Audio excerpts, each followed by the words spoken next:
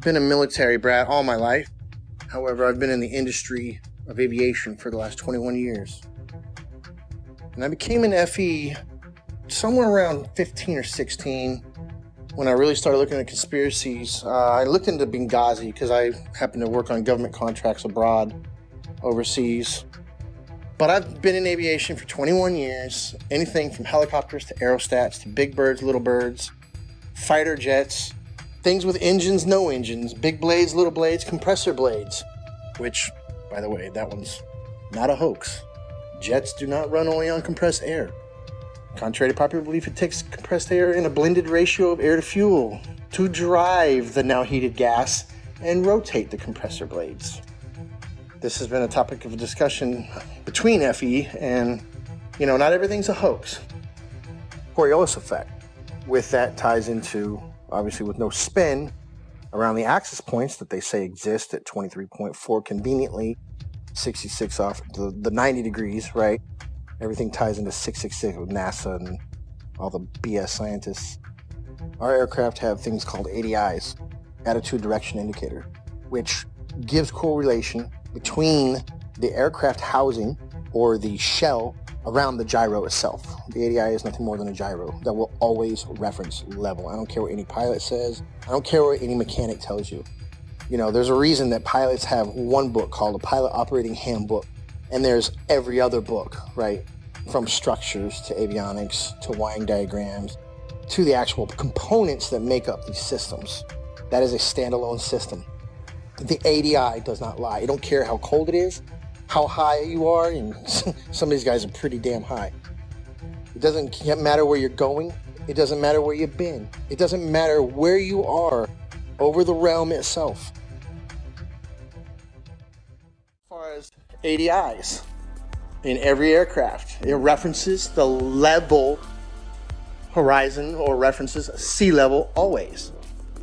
There's no way that you can convince somebody of sound mind that if you take off from New York and immediately flip upside down, now your housing or your ADI is referencing upside down to you because you're upside down. It's right side up.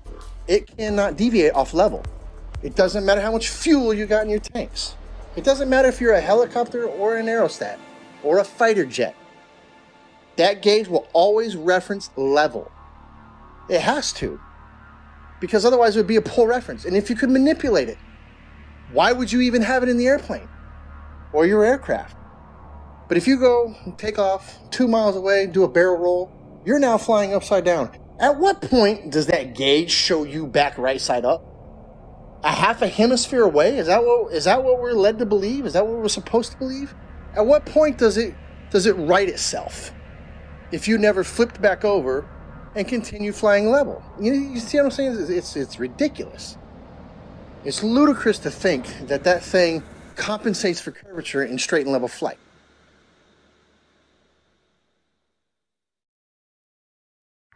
Interesting side note, I worked on aerostats for several years, and I always ask people who try to bring up gravity, well, how come my 4,000 pound, 74,000 cubic foot aerostat isn't getting pushed towards the ground? It weighs more than you do, which you believe gravity is pushing you down, right? Because these are some dense ass people. But how come the aerostat's not getting driven into the ground? It weighs more. It's definitely larger than the size of a house. It's more than size of most houses. So why isn't it getting driven to the ground? Well, that's because it's displacing less weight than the atmosphere or the medium that it's in. And I try explaining that. I don't know how many times you've probably posted something on this. I don't know how many times we're going to have to post something on this. But every time that little kid lets go of that helium balloon and starts crying. But truth be told, I've been to many countries, done many things, all things aviation. I can say with absolute certainty, and I can attest, the plane does not dip nose down to follow the curvature of the Earth, ever. Matter of fact, most planes have an airfoil that are 3 degrees nose up in straight and level flight. And the reason that is simple. If the nose of the aircraft was at 0 degrees or level flying through the air, then it would porpoise, right?